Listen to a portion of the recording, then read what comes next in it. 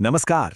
जानते हैं ना, नदियां सिर्फ पानी का बहाव नहीं होती, वो तो किसी भी इलाके की धमनियां जैसी होती हैं। उसकी नसें, जो खेती से लेकर इंडस्ट्री तक हर चीज को जिंदा रखती हैं। और जब बात मध्य प्रदेश की आती है ना, तो ये बात एकदम फिट बैठती है। यहाँ की बड़ी बड़ी नदियां ही तो राज्य की तरक्की की कहानी लिख रही हैं।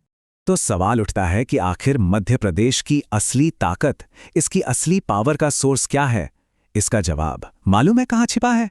वो छिपा है इसकी जबरदस्त नदियों में और उन पर बने विशाल मल्टीपर्पज प्रोजेक्ट्स में। यही प्रोजेक्ट्स तो राज्य के डेवलपमेंट की बुनियाद हैं। तो आज हम मध्य प्रदेश की सबसे जरूरी नदी घाटी परियोजनाओं को एक एक करके समझेंगे। हम बात करेंगे चंबल, नर्मदा और सोन नदी के प्रोजेक्ट्स की, और फिर आखिर में देखेंगे कि इन सब का मिलाकर क्या असर पड़ता है। देखिए, ये प्रोजेक्ट सिर्फ बांध नहीं हैं, ये तो सिंचाई, बिजली और डेवलपमेंट के पावर हाउस हैं।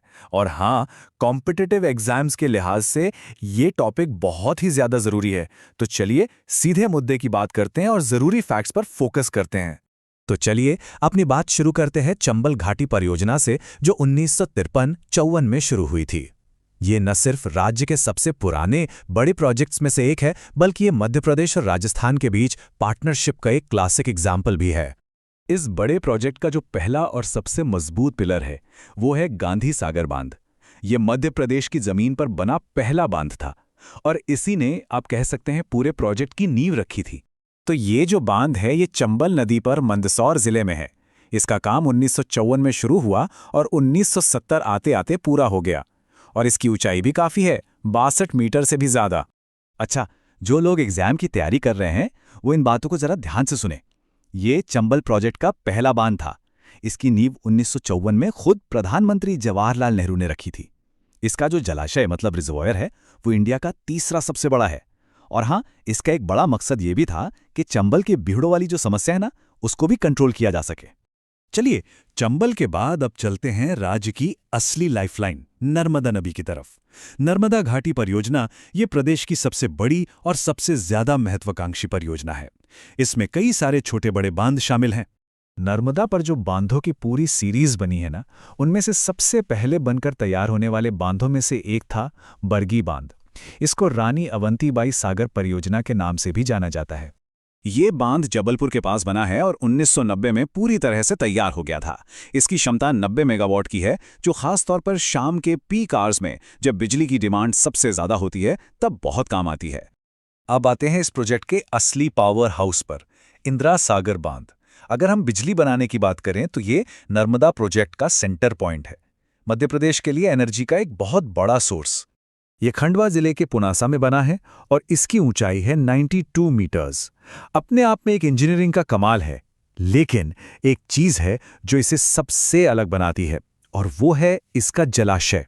ये भारत का सबसे बड़ा मैन मेड जलाशय है, सोचिए जरा। और इसकी बिजली पैदा करने की क्षमता पूरे 1000 मेगावाट। ये आंकड़ा इसे मध्य प्रदेश की सबसे ज्यादा बिजली पैदा करने वाली सिंगल परियोजना बना देता है। इससे आप अंदाजा लगा सकते हैं कि ये राज्य के लिए कितना ज्यादा महत्वपूर्ण है। अच्छा, इंदिरा सागर से थोड़ा और आगे चलें, करीब 40 किलोमीटर, तो नर्मदा प्रोजेक्ट का एक और जरूरी हिस्सा आता है ओंकारेश्वर बांध। ये इंदिरा सागर से छोड़े गए पानी को कंट्रोल करने और उससे और ज्यादा बिजली बनाने में एक बड़ा रोल निभाता है। अगर इन दोनों को कंपेयर करें, तो काफी दिलचस्प तस्वीर बनती है। एक तरफ है इंदिरा सागर, जो 1000 मेगावाट का पावर हाउस है, तो दूसरी तरफ ओंकारेश्वर है, जो 520 मेगावाट के साथ एक सपोर्टिंग रोल में है, लेकिन ये पूरे सिस्टम को और भी एफिशिएंट बना देता है। ओंकारेश्वर सिर्फ एक बांध नहीं है, ये भविष्य की झलक भी दिखाता है। 2007 में ये बनकर तैयार हो गया था।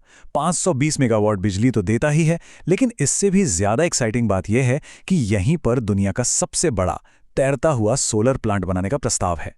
ये इनोवेशन का एक जबरदस्त उदाहरण है।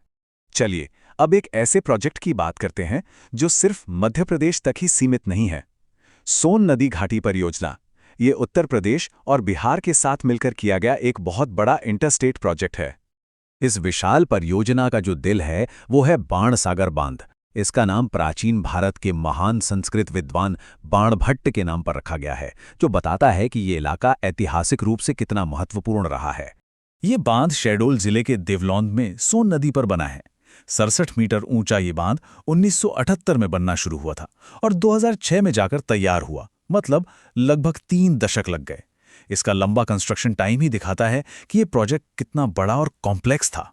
अब इस प्रोजेक्ट की सबसे जरूरी बात, खासकर एग्जाम के लिए, वो है पानी के बंटवारे का फॉर्मूला। ये है 2:1:1 के रेशियो में, मतलब 2 हिस्से मध्य प्रदेश को, 1 हिस्सा उत्तर प्रदेश को और 1 हिस्सा बिहार को। ये राज्यों के बीच सहयोग का एक बेहतरीन उदाहरण है, इसे जरूर याद रखिएगा। तो हमने अलग अलग प्रोजेक्ट्स तो देख लिए, लेकिन जब हम इन सबको एक साथ रखकर देखते हैं ना, तो एक पूरी बड़ी तस्वीर सामने आती है। ये सारे प्रोजेक्ट्स मिलकर मध्य प्रदेश की खेती, इंडस्ट्री और उसके ओवरऑल डेवलपमेंट की नींव रखते हैं। ये चार्ट देखिए, ये पावर जनरेशन की कहानी को बिल्कुल साफ कर देता है। इंदिरा सागर 1000 मेगावाट के साथ सबसे ऊपर है। ये दिखाता है कि राज्य की एनर्जी सिक्योरिटी में अकेले नर्मदा घाटी परियोजना का कितना बड़ा हाथ है। तो कुल मिलाकर बात क्या है? बात यह है कि ये प्रोजेक्ट्स मल्टीपर्पस हैं। ये लाखों हेक्टेयर जमीन की सिंचाई करते हैं, हमारे घरों और कारखानों को बिजली देते हैं, पीने का साफ पानी पहुंचाते हैं, बाढ़ को रोकते हैं और तो और मछली पालन और टूरिज्म के नए मौके भी बनाते हैं। आखिर में ये पूरा एनालिसिस हमें एक बड़े सवाल पर लाकर खड़ा कर देता है। इन विशाल प्रोजेक्ट्स के इतने सारे फायदे तो हैं, लेकिन हमें भविष्य की तरफ भी देखना होगा। हम विकास की जरूरतों और पर्यावरण की सुरक्षा के बीच वो नाजुक बैलेंस कैसे बनाए रख सकते हैं? ये एक ऐसा सवाल है जिसका जवाब हमारी आने वाली पीढ़ियों का भविष्य तय करेगा।